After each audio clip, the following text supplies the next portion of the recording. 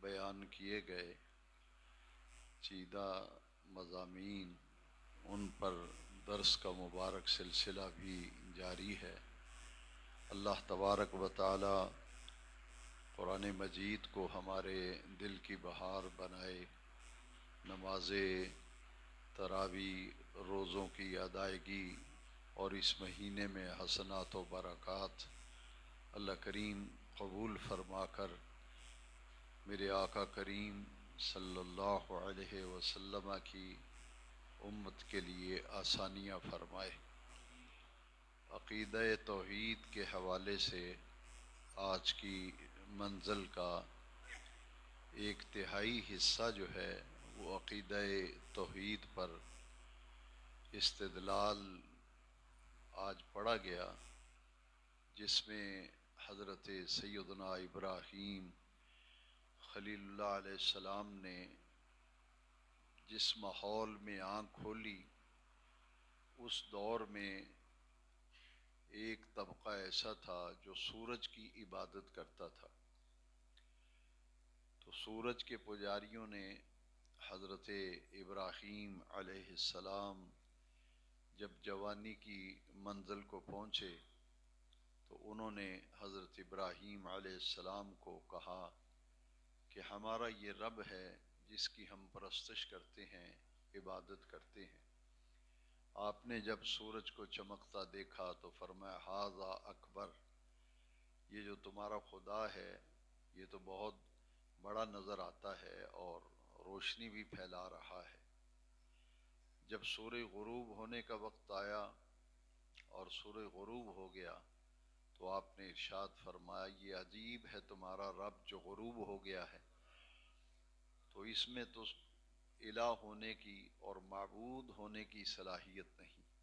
جو چیز ڈوب جائے اس کی کیا حقیقت ہے؟ آپ نے اس عقیدے کی تقلید فرمائی کہ یہ سورج جو چمک رہا ہے یہ تو غروب ہو گیا ہے، پتہ چلتا ہے کہ اس کو کوئی طلوع کرنے والا ہے، کوئی ذات اس کو غروب کرنے والی ہے، کوئی شے، کوئی کائنات کی ایسی ذات ہے جو اس کی خالق ہے، جو اس سورج کا خالق ہے، جو اس کو طلوع کرنے والا ہے، جو اس کو غروب فرمانے والا ہے، وہ بھی تو کوئی ذات ہے۔ فرمایا یہ تو الہ ہونے کی صلاحیت نہیں رکھتا، اور جو ڈوب جائے میں انہیں پسند نہیں کرتا۔ پھر ایک قوم ایسی تھی جو چاند کی پوجا کرتی تھی، ان کو شمس پرست کہتے ہیں، اور جو چاند کے پجاری تھے انہیں قمر پرست کہتے ہیں۔ چاند جب چمکا تو جو چاند کے پجاری تھے انہوں نے کہا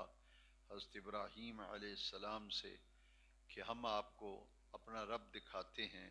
اپنے رب کا ہم تعارف کراتے ہیں۔ انہوں نے حضرت ابراہیم علیہ السلام کو چاند چمک رہا تھا اور اشارہ کر کے کہا کہ یہ ہمارا رب ہے، دیکھیے کس قدر یہ روشنی پھیلا رہا ہے۔ جب سحری کا وقت ہوا اور سورج جو ہے اس کی روشنی ماند پڑنی شروع ہوئی اور پھر وہ چاند غائب ہو گیا تو آپ نے ارشاد فرمایا یہ سب غروب ہونے والی چیزیں ہیں اور ان کے اندر الہ ہونے کی کیا صلاحیت ہے؟ کوئی نہ کوئی تو ان کے بنانے والا ہے، کوئی نہ کوئی ان کو طلوع کرنے والا ہے، کوئی غروب کرنے والا ہے۔ یہ عقیدہ توحید کی بنیادی باتیں آپ نے بیان فرما دی۔ فطرت سلیمہ میں یہ محسوس کریں کہ واقعی جن کی ہم پوجا پاٹ کرتے ہیں، عبادت کرتے ہیں، الہ مانتے ہیں، ان میں تو الہ ہونے کی یا معبود ہونے کی کوئی صلاحیت نہیں۔ یہ چاند بھی مخلوق ہے، سورج بھی مخلوق ہے، تو مخلوق وہ ہوتی ہے جس کا کوئی خالق ہو، تو مخلوق کیسے عبادت کے لائق ہوگی؟ یہ تھا عقیدہ توحید کا ایک نمایاں عنوان جس کو حضرت ابراہیم علیہ السلام نے اپنی قوم پر واضح کیا۔ پھر آج کی منزل میں پڑھا گیا کہ ایک قوم ایسی تھی، ایک گروہ اور طبقہ ایسا تھا جو ستارہ پرست تھا، اور انہوں نے حضرت ابراہیم علیہ السلام سے کہا کہ آئیے یہ ستارے جو آسمان پہ چمک رہے ہیں ہم ان کی عبادت کرتے ہیں، یہ ہمارے معبود ہیں، ہم ان کی پوجا پاٹ کرتے ہیں۔ تو ستارے بھی سحری کے وقت جب وہ آہستہ آہستہ غائب ہونا شروع ہو گئے تو آپ نے فرمایا عجیب معاملہ ہے، سورج بھی چھپ گیا اور غائب ہو گیا، چاند بھی غائب ہو گیا، ستارے بھی غائب ہو گئے، تو ذرا یہ تو سوچو، یہ تو ساری مخلوق ہے، چاند بھی مخلوق ہے، سورج بھی مخلوق ہے، ستارے بھی مخلوق ہیں، تو یہ تو کیسے الہ ہو سکتے ہیں، کیسے عبادت ان کی تم کرتے ہو؟ حضرت سیدنا ابراہیم علیہ السلام سن شعور کو جب پہنچے تو آپ کے والد ماجد جو تھے وہ چھوٹی عمر میں ہی انتقال کر گئے تھے۔ حضرت ابراہیم علیہ السلام ابھی کم سن تھے کہ والد ماجد کا سایہ اٹھ گیا، تو آپ کا چچا جو آذر تھا اس نے حضرت ابراہیم علیہ السلام کو اپنی کفالت میں، اپنی پرورش میں اور اپنی تربیت میں لے لیا۔ قرآن مجید میں آج کی منزل میں گزرا اذ قال لأبیہ آزرا، جب حضرت ابراہیم علیہ السلام نے اپنے باپ آزر سے کہا۔ تو یہاں کچھ لوگ کہتے ہیں کہ قرآن میں چونکہ لفظ اب آیا ہے تو حضرت ابراہیم علیہ السلام کا یہ باپ تھا، جبکہ نبی کریم علیہ السلام نے فرمایا کہ میرے پورے سلسلہ آباء و اجداد میں کسی نے بھی کبھی شرک کا ارتکاب نہیں کیا، اور آزر جو تھا وہ تو بت پرست بھی تھا اور بت گر بھی تھا، اس کا بزنس تھا بت بنانا، لکڑی کے، پتھر کے، وہ خدا بناتا تھا، بت بناتا تھا حضرت ابراہیم علیہ السلام کا چچا۔ تو لفظ اب استعمال کیا کنز الایمان فی ترجمۃ القرآن میں، اعلیٰ حضرت نے بھی یہی ترجمہ کیا ہے اذ قال لأبیہ آزرا، جب حضرت ابراہیم علیہ السلام نے اپنے باپ آزر سے کہا، چونکہ لفظ اب استعمال کیا گیا۔ دیگر تراجم میں بھی یہ ترجمہ کیا گیا۔ یہ ترجمہ اس اعتبار سے صحیح ہے تو وہ چچا، لیکن یہ اب کا لفظ جو قرآن میں استعمال ہوا اس لیے کہ ہمارے معاشرے کے اندر بھی یہ ایک طریقہ ہے، ایک دستور ہے کہ وہ تایا کو بھی اور چچا کو بھی باپ کہتے ہیں بعض گھرانوں کے اندر۔ مفسرین کرام نے لکھا اور سیدی اعلیٰ حضرت نے اس پر باقاعدہ ریسرچ کی، اور فتاوی رضویہ میں آپ نے لکھا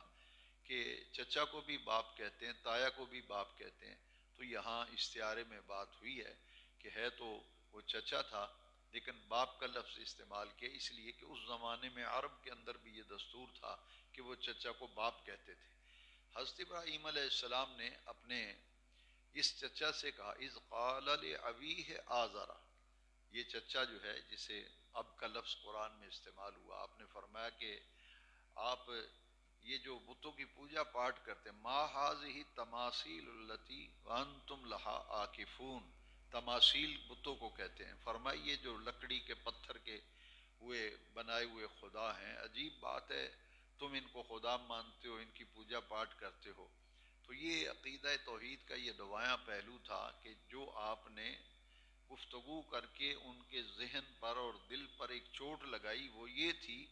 کہ یہ ذرا غور تو کرو، ما ھذہ التماثیل التی انتم لھا عاکفون، یہ جو بت ہیں یہ خود ہی تو تم نے بنائے ہیں، اور اپنے خدا کو خود بناتے ہو، خود اس کی پوجا کرتے ہو، تو تمہاری عقلوں پہ پردہ پڑا ہوا ہے۔ سیدنا ابراہیم خلیل اللہ علیہ السلام کو اگلی منزل میں آئے گا، وہاں تفصیلی میں عرض کروں گا، آج صرف اشارہ سمجھ لیں کہ جب جوان ہوئے تو پھر چچا نے کہا کہ آپ اب جوان ہو گئے ہو تو میرا ہاتھ بٹایا کرو کام کاج میں، کچھ تم بھی کمائی کا سلسلہ شروع کرو، کسی کام میں تم بھی لگو، فارغ رہتے ہو۔ تو اس نے کیا کیا کہ میں چونکہ بزنس پہلے ہی کر رہا ہوں، میرا پہلے ہی کاروبار ہے کہ میں خدا بناتا ہوں لکڑی کے، پتھر کے، تو تم ایسا کیا کرو کہ یہ لے جاؤ اور ان کو گلیوں بازاروں میں بیچا کرو۔ تو سیدنا ابراہیم خلیل اللہ علیہ السلام نے دیکھیے پوری قوم کو پھر تبلیغ کی، یہ جو قمر پرست تھے، شمس پرست تھے، کواکب پرست تھے، ان کو آپ نے کس انداز سے تبلیغ کی۔ آپ جن جن علاقوں کے اندر بستیوں میں ان بتوں کو فروخت کرنے کے لیے لے جاتے تھے تو آپ ارشاد فرماتے تھے کون ہے تم میں سے جو ان خداؤں کو خریدے جو نہ دیکھتے ہیں، نہ سنتے ہیں، نہ بات کر سکتے ہیں۔ اور پھر تفسیروں میں آتا ہے کہ وہ جو بت تھے ان کے گلے میں رسی ڈال کے ان کو گلیوں میں گھسیٹتے تھے، تو گلی کے اندر جو کہیں گارا پڑا ہے، کہیں مٹی پڑی، ان کے اندر وہ الجھ جاتے تھے، آلودہ ہو جاتے تھے۔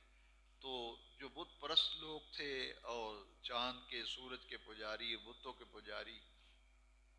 انہوں نے شکایت کی حضرت ابراہیم علیہ السلام کی، آپ کے چچا سے،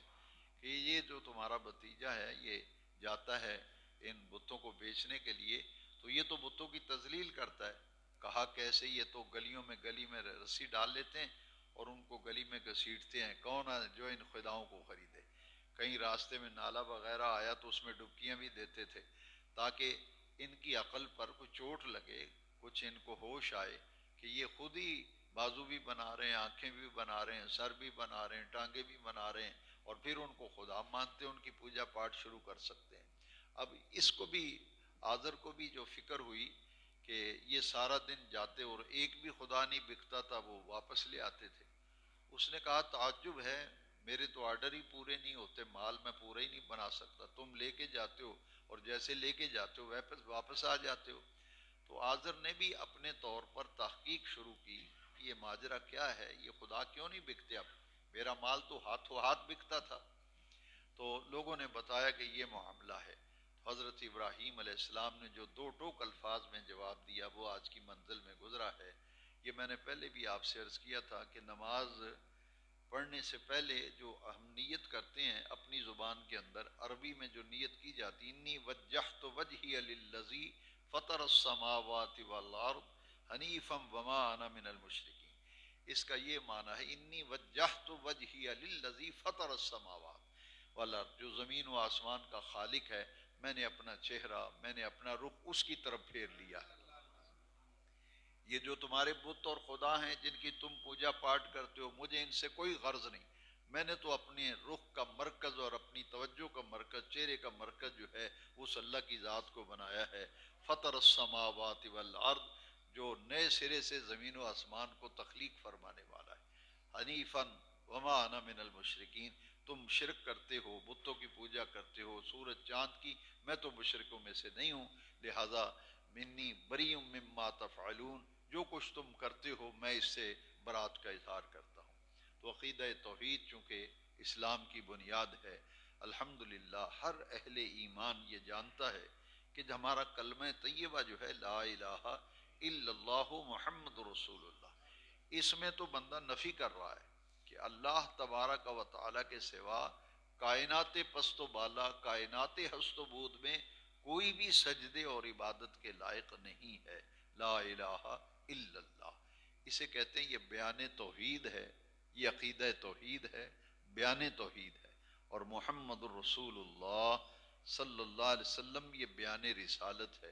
تو عقیدہ توحید بھی اور عقیدہ رسالت بھی لازم و ملزوم ہے، ان کے بغیر ایمان مکمل نہیں ہوتا.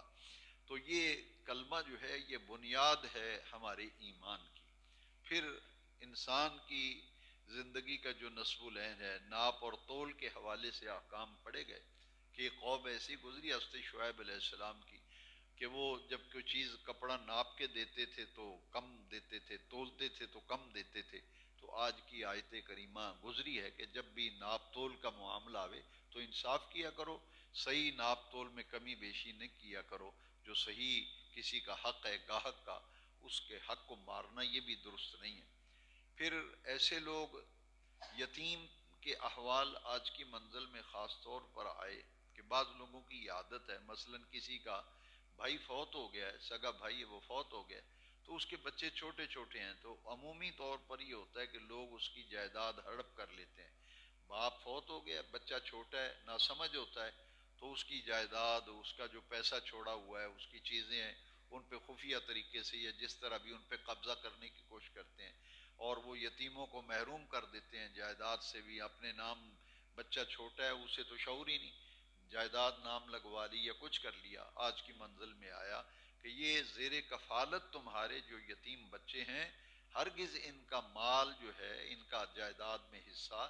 اس کے باپ کا چھوڑا ہوا ترکہ جو بینک بیلنس چیزیں چھوڑ گیا ہے، باطل طریقے سے مت کھاؤ. جو شریعت میں حصہ بنے گا تمہارا اس کے مطابق اپنا حصہ جائیداد میں لے لو، باپ کی جائیداد میں. لیکن یتیم کا حق مارنا، یتیم کے مال کو باطل طریقے سے کھانا، یہ اللہ تعالیٰ کو سخت ناپسند ہے. آج کی منزل میں وہ گزرا.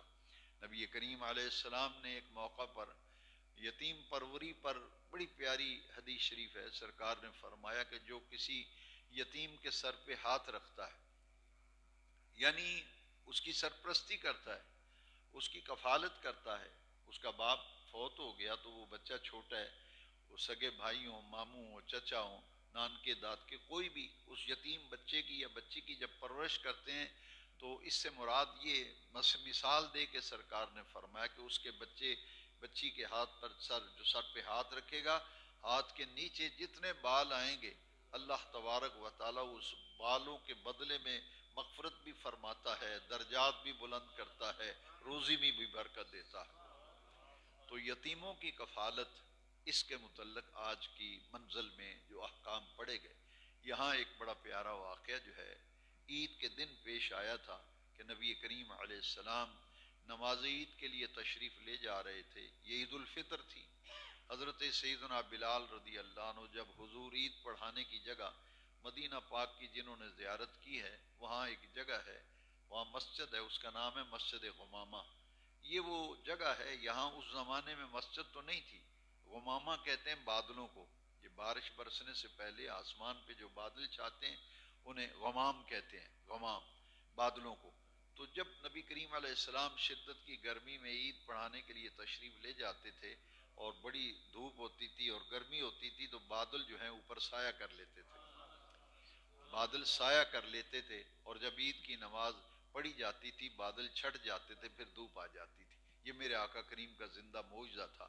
آج بھی الحمدللہ اس جگہ کی متعدد مرتبہ زیارت کرنے کا بھی شرف حاصل ہوا، وہاں دعائیں مانگنے کا شرف حاصل ہوا۔ اس جگہ پہ مسجد بنا دی گئی ہے تاکہ اہل ایمان کو پتہ چلے کہ یہ وہ جگہ ہے جہاں ہمارے نبی کریم علیہ السلام عید پڑھایا کرتے تھے۔ تو حضور عید کے لیے تشریف لے جاتے تھے تو حضرت بلال ایک نیزہ پکڑ کر بڑی وجاہت کے ساتھ حضور کے آگے آگے چلتے تھے، اور حضور وہاں جب تشریف لے جاتے تو جس جگہ حضور خطبہ دیتے تھے وہ نیزہ زمین میں گاڑ دیتے تھے، اور نبی کریم علیہ السلام اس پر ہاتھ رکھ کر کے حضور خطبہ ارشاد فرماتے تھے عید کا نماز پڑھانے کے بعد۔ تو حضور تشریف لے جا رہے تھے تو راستے میں دیکھا بچے کھیل رہے ہیں، بچوں نے نئے نئے کپڑے پہنے ہوئے ہیں، صاف ستھرا لباس ہے، جوتیاں بھی ان کی نئی ہیں، اور ایک بچہ جو ہے وہ بالکل پھٹا پرانا لباس، میلا کچیلا، بچے کو بھی کسی نے نہلایا نہیں، اس کے جسم بھی آلودہ اور میلا تھا۔ تو حضور وہاں رک گئے تو نبی کریم علیہ السلام نے پوچھا کہ یہ کون بچہ ہے؟ ان باقی سارے بچوں کے کپڑے جو ہیں بڑے اچھے ہیں، اس کے کپڑے میلے کچیلے ہیں اور اس کو کسی نے نہلایا بھی نہیں، یہ کون ہے بچہ؟ تو دوسرے بچوں نے بتایا کہ یہ یتیم بچہ ہے، اس کی والدہ فوت ہو گئی ہے، اس کی دیکھ بھال کرنے والا کوئی نہیں، باپ پہلے ہی فوت ہو گیا۔ تو حضور نبی کریم علیہ السلام کی آنکھوں میں آنسو آ گئے، اور ادھر صحابہ انتظار کر رہے ہیں، عید کا وقت ہے، نماز بھی پڑھانی ہے، خطبہ بھی ارشاد فرمانا ہے۔ تو حضور نے خود اس آلودہ کپڑوں اور آلودہ بدن والے بچے کو خود اٹھا لیا، نبی کریم حضور نے اٹھا کر اپنی آغوش میں لے لیا اور حضور گھر تشریف لائے، اور جب گھر تشریف لائے تو حضرت عائشہ صدیقہ رضی اللہ تعالیٰ عنہ ام المومنین سے فرمایا کہ ان کو ذرا بچے کو نہلاؤ، اس کو اچھے طریقے سے صاف ستھرے طریقے سے نہلاؤ۔ جب نہلا دیا گیا، وہ کم سن بچہ تھا چھوٹا سا، جب نہلایا تو پھر آپ نے فرمایا کہ امام حسن کا اچھا سا جوڑا لاؤ، امام حسن کا سلا ہوا اچھا سا جوڑا لاؤ، اس بچے کو پہناؤ۔ سرکار نے اس بچے کو بڑا پہنایا، اور جیسے حضور روئے بھی، آنسو بھی آئے، اس بچے سے فرمایا کہ تو اس بات پہ راضی نہیں ہے کہ آج کے بعد تیری ماں عائشہ ہو اور تیری ہمشیرہ اور بہن جو ہے وہ فاطمہ ہو؟ تو پھر نبی کریم علیہ السلام اس بچے کو اٹھا کر خود پھر عیدگاہ کے اجتماع میں تشریف لے گئے۔ یہاں ایک بڑی پیاری بات ہے کہ صحابہ کرام نے جب یہ منظر دیکھا تو صحابہ آبدیدہ ہو گئے۔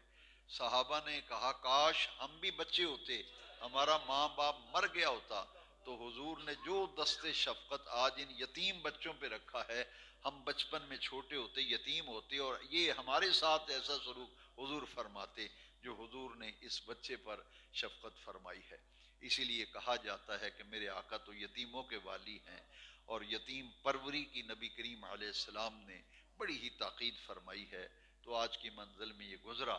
کہ یہ نہ سوچو کہ بچہ آدمی تو فوت ہو گیا ہے، وہ تو قبر میں چلا گیا، بچہ یتیم ہے، چھوٹی عمر ہے، اس کو شعور ہی نہیں، تو جو بھی باپ کا اثاثہ ہے، سامان ہے، پیسہ ویسا ہے، وہ چیزیں جو ہیں اس کی امانت ہے تمہارے پاس، پھر آج کی منزل میں یہ گزرا، وہ امانت رکھو، وہ بینک بیلنس، اس کی بچی ہوئی چیزیں، جائیداد میں اس کا حصہ، سارا سامان، جب یہ بچہ بالغ ہو جائے اور سمجھدار ہو، یہاں بالغ سے مراد آج کی منزل میں گزرا کہ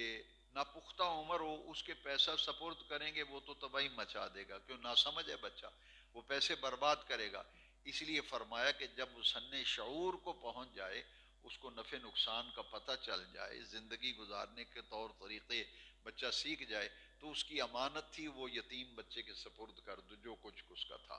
یہ بھی آج کا منزل کا ایک نمایاں حصہ جو ہے آج پڑھا گیا ہے۔ پھر انسان کی زندگی کا جو نصب العین ہے، ہمارے حضرت صاحب رحمۃ اللہ علیہ فرمایا کرتے تھے کہ اپنے کمرے میں یا کس جگہ تمہارا روز اٹھنا بیٹھنا ہو تو وہاں لکھ کے لگا دو۔ فرماتے تھے یہ آیت لکھ کے لگا دو، اوپر لکھ دو کہ ہماری زندگی کا مقصد کیا ہے، مسلمان اور مومن کی زندگی کا مقصد کیا ہے۔ فرماتے تھے یہ لکھ کے لگا دو، کل ان صلاتی و نسکی و محیای و مماتی للہ رب العالمین، بلا شبہ میری نماز اللہ کے نہیں، فرمایا کل اے پیارے محبوب فرما دیجئے ان صلاتی و نسکی و محیای و مماتی للہ رب العالمین، بلا شبہ میری نماز اور میرا جینا، میرا مرنا، میرا زندہ رہنا، دنیا سے جانا، میرا قربانی کرنا، یہ سارا اس اللہ کے لیے ہے جو تمام جہانوں کا پروردگار ہے۔ یعنی مومن کی یہ شان ہے کہ وہ اللہ تبارک و تعالی جل شانہ کی رضا اور خوشنودی کے لیے نیک اعمال کرے۔ یہ روزے رکھنا، یہ نماز پڑھنا، یہ قرآن شریف کی تلاوت کرنا، یہ زکوٰۃ دینا، یہ حج کرنا، یہ سارے اعمال اس لیے ہیں کہ یہ اللہ کے احکام ہیں، ان پر عمل کر کے اللہ کی رضا و خوشنودی حاصل کرنے کی بندہ جو ہے وہ کوشش کرتا ہے۔ حضور نبی کریم رؤوف الرحیم صلی اللہ تعالی علیہ وبارک وسلم نے ہمیں یہی فرمایا ہے کہ اخلاص اور حصول ثواب کی نیت، دو چیزیں،